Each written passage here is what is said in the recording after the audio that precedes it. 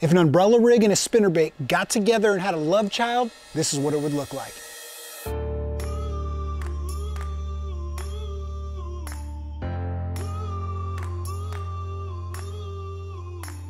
When you're out on the water and trying to figure out what the bass are doing that day, there's a lot of elements you have to take into consideration. What depth those fish are in, what structure they're relating to, and then once you get a bait in front of them, are they actually gonna wanna hit that lure? That's why the new Live Target bait ball spinner rig is the perfect solution. It's got that bait ball look in a small profile that you can fish at many different depths, so that you can go out and fish all those different situations until you target those active fish and hopefully catch some monster bass while you're at it. Anyway, let's break down this technique, starting with rigging. First time you see this, you immediately look at the little swim baits and think Alabama rig, right? But as you look a little bit closer, you realize it was built more on like a spinnerbait frame, and then it is more like the size of a spinnerbait. And Live Target has done an excellent job at taking the best of both worlds and combining them in this spinner rig. You have the little bait ball look that's made the umbrella rig so successful, but then you have the versatility of a spinnerbait, where you can fish at different depths and really deflect off of cover in the thickest little structure down there, where the better strike zone for some of these bigger bass really is. Because this bait comes in a smaller profile and in several different weights, you can use it on a wide variety of tackle, from spinning to bait casting. Then in terms of line, on your spinning, you can really go from an 8 to 10 pound mono or fluorocarbon. And then over in your bait casting rods, you can go from a, all the way up 15 to 20 pound mono or fluorocarbon, or even 30 to 50 pound braid. So I'm spooled up today with 15 pound fluorocarbon. It's a nice middle of the road line for the different situations I'm gonna be fishing. And I'm using the Surface Stick by Sticks Fishing, 7'4" medium heavy fast action rod. Gives me enough backbone to get good hook sets on these long casts, but also that nice heavy stout backbone allows me to pull the fish away from cover and structure they want to go back into.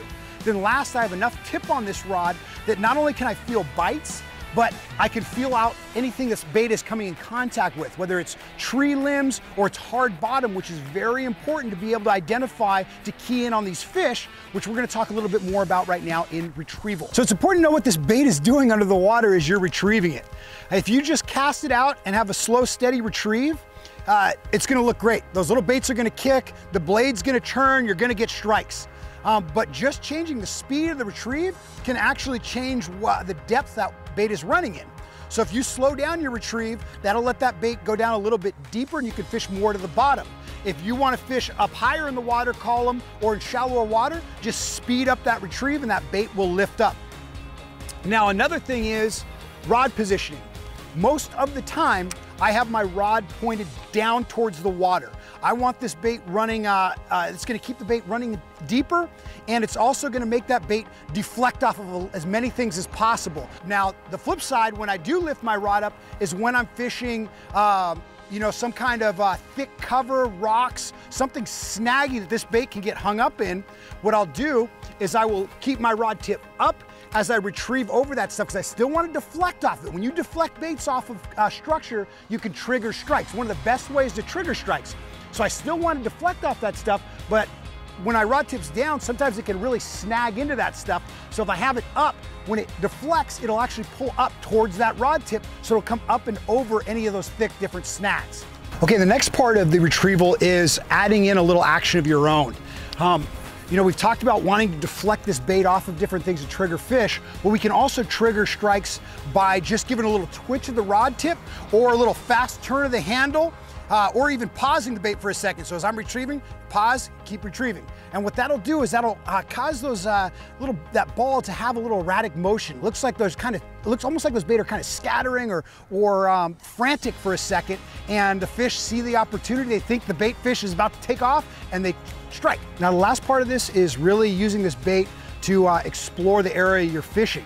You can really feel things out, whether it's a hard bottom, you're coming along gravel, or you're hitting kind of bigger boulder rocks, or even coming through brush piles or tree limbs. And that's important so you can learn about these areas that if you get bit, you know there's fish in there, you can come back and fish it with other things.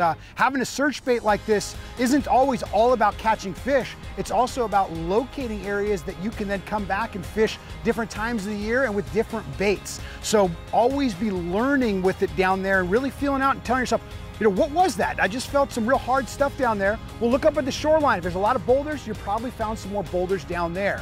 Just something to always, you know, it's not always about catching fish. It is always about improving while you're out there. But let's talk more about these different areas that we're learning about right now in location. So when I'm trying to locate fish on a body of water, I take a wide approach and then I start trying to narrow things down. So for instance, I'm gonna fish as much structure and cover as I possibly can until I can figure out what's actually working. I'll start with points, docks, rocky banks, tules, basically anything that looks good, I'm gonna go fish. Then also, along with fishing as much different structure and cover as I can find, I wanna fish different sides of the lake. Because depending on where you are in a body of water, the wind, water clarity, and temperature can all be different, which can really affect the fishing. Now, when you're actually fishing those different types of areas, it's important to really be learning what you're doing. So for example, if I pull up to these long docks, I want to fish different depths, right? So I'm going to make a cast up shallow, and then I'm going to make one out a little deeper, and then all the way out near the end. But that's not it. I also want to be feeling out what's down there. As I'm reeling, I'm trying to feel if I'm banging into anything, if it feels like a hard bottom, soft bottom, because that all matters. If I find a dock that looks exactly like this on the other end of the lake and I catch fish, I'll go, what was the difference? But if it's hard bottom was the difference, I want more docks that have hard bottom like that. You also want to take note to the different structure or cover that you're fishing. Docks are a great example. Docks are not all created equal. There's so many different variances of them that really matter. Now, I keep mentioning learning your water. You always want to be paying attention to what's working and what's not. When you pull up to an area and you catch a fish, you want to take note to where you caught that fish. If it's on a dock, figure out what about that dock was different than the other docks you haven't caught any fish. Was it longer? Did it stick out further into deeper water than the other docks? Or did it actually have a wider part of it? There's some docks that are long and skinny, and there's some that, you know, have two pilings all the way out, and then all of a sudden it widens up into like a little shack or shed, which gives more shade, it gives more pilings, and that can be a sweet spot to fish. So make sure you're paying attention to those little things and making casts at every different thing you see, and then taking inventory on what is actually working. And then once you do that, you can look down the bank and go, you know what, if this actually worked, if it's what I thought, it's the bigger dock right here, that other bigger dock should also work, and go test that out. You guys, that's what patterning fish is all about. When you figure out that these fish are all, you know, 5 to 7 feet underneath docks where there's, you know, a bigger dock somewhere nearby, you can run that pattern and you will be amazed at how much these fish will be doing the same thing throughout the lake. Guys, catching quality fish is first about finding where they are, but then second about getting a lure down to them that they're actually gonna eat. And that's what makes the live target bait ball spinner rig so successful, because of how versatile it is at targeting and triggering strikes. You guys are really gonna like using this one, and I can't wait to go use it some more as well. I look forward to hearing what you think. Make sure you subscribe to the YouTube channel, leave a comment, hit the thumbs up. I'm Travis Moran. I'll catch you out on the water.